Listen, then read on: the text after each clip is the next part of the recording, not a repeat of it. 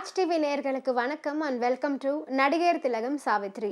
நம்ம நிகழ்ச்சியில் சாவித்ரி அவர்களுடைய திரை பயணத்தில் நடந்த பல சுவாரஸ்யமான விஷயங்கள்லாம் பார்த்துட்டு இருக்கோம். இன்னைக்கு நிகழ்ச்சியிலும் உங்களுக்காகவே இன்னும் பல அற்புதமான விஷயங்கள்லாம் காத்துட்டு இருக்கு. வாங்க நம்ம நிகழ்ச்சிக்குள்ளே இப்போ போகலாம்.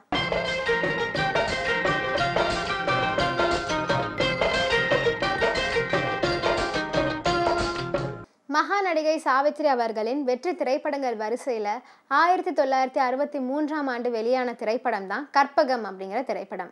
இயக்குனர் திலகம் KS கோபாலகிருஷ்ணன் அவர்களின் இயக்கத்தில் உருவான இந்த திரைப்படத்தில் நடிகர் திலகம் சாவித்ரி, காதல் மன்னன் ஜெமினி கணேசன், SV ரங்காராவ், ஷீலா தேவி, நடிகவேல் MR Radha, KR Vijaya, R Muthuraman, Baby Shakila, VK Ramasamy, V Nagaiah, Karikol Raju, SV Sahasranamam போன்ற அற்புதமான நடிகர்கள்லாம் நடிச்சிருக்காங்க. திரைப்படத்திற்கு இசையமைத்தவர்கள் மெல்லிசை மன்னர்களான விஸ்வநாதன் ராமமூர்த்தி ஆகியோர். அமர் ஜோதி ஃபிலிம்ஸ் என்னும் பேனரில் KSGயின் சகோதரர் சபரிநாதன் தயாரிச்சிருந்தாரு. இந்த படத்தின் வெற்றியையும் வசூலையும் கொண்டு கற்பகம் ஸ்டூடியோவை உருவாக்கினார் KS கோபாலகிருஷ்ணன் அவர்கள். 1963 நவம்பர் 15ஆம் தேதி கற்பகம் வெளியானது. இந்த படத்தை 1965 ஹிந்தியில் ரீமேக் செஞ்சுருந்தாங்க. அதே வருஷத்தில் தெலுங்குலையும் கூட ரீமேக் செஞ்சுருந்தாங்க. பிறகு படம் வெளியாகி 14 வருடங்கள் கழித்து மலையாளத்திலும் கூட ரீமேக் செஞ்சுருந்தாங்க. எல்லா மொழிகளிலுமே இந்த கற்பகம் திரைப்படம் மிகப்பெரிய வெற்றியை பெற்றது. இந்த கற்பகம் திரைப்படம் அடைந்த வெற்றி சாதாரணமானதே இல்லை. தீபாவளி வெளியீடாக MGR சிவாஜி படங்கள் வெளியான போதும் கற்பகம் தான் மக்களின் மனதிலும் வசூலிலும் முதலிடம் பிடிச்சிருந்துச்சு. தமிழில் சிறந்த திரைப்படத்திற்கான தேசிய விருதை வென்றது. ஜெமினி கணேசனுக்கு சிறந்த நடிகருக்கான விருதை சென்னை திரைப்பட ரசிகர்கள் சங்கம் வழங்கியது. வெளியிட்ட தியேட்டர்களில் 100 நாட்களுக்கும் மேலே ஓடியது. படம் பார்க்க வந்து டிக்கெட் கிடைக்காம திரும்பி போனவங்களை வச்சு ஒரு காட்சியை நடத்தலாம். அதே போல் அந்த காலத்தில் பெண்கள் ரிப்பீட்டட் ஆடியன்ஸ் என இந்த படத்துக்கு தான் பெருமளவில் வந்து பார்த்தாங்களாம். மன்னவனே அழலாமா கண்ணீரை விடலாமா என்ற பாடலில் தங்கள் சோகத்தை சேர்த்து அழாதவர்கள் யாருமே இருக்க முடியாது.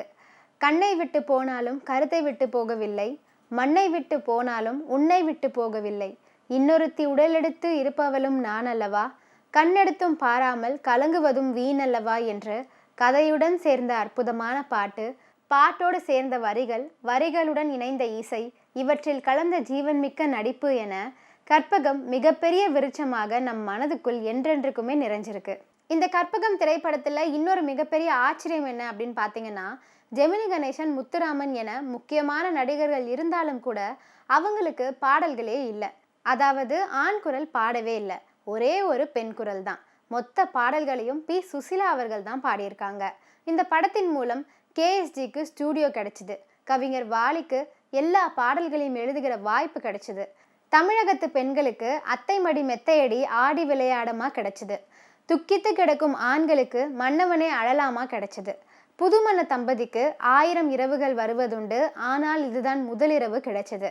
மொத்த தமிழ் திரையுலகிற்கும் ரசிகர்களுக்கும் புன்னகை ரசி KR விஜயா என்னும் அற்புதமான நடிகை கிடைச்சாங்க.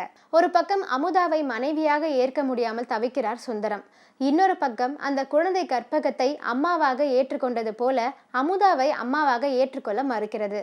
இந்த கற்பகம் திரைப்படத்தில் இன்னொரு அற்புதமான பாடலும் இடம் பிடிச்சிருக்கு. அதுதான் பக்கத்து வீட்டு பருவ மச்சான் என்று தொடங்கும் ஒரு அற்புதமான சூப்பர் ஹிட் பாடல். படத்தில் இன்னொரு பாடலாக 1000 இரவுகள் வருவதொன்று என்ற பாடலில் மெல்லிசை மன்னர்களும் கவிஞர் வாலியும் சுசிலா அம்மாவும் கூட்டு சேர்ந்து இசை கச்சேரியை நடத்தியிருப்பாங்க. இன்னைக்கு நடிகர் திலகம் சாவித்ரி நிகழ்ச்சியில் பல சுவாரஸ்யமான விஷயங்கள்லாம் பார்த்தோம். இதெல்லாம் கேட்டு ரசிச்சிருப்பீங்கன்னு நினைக்கிறேன். இந்த நிகழ்ச்சியை தொடர்ந்து பாருங்கள். நன்றி, வணக்கம்.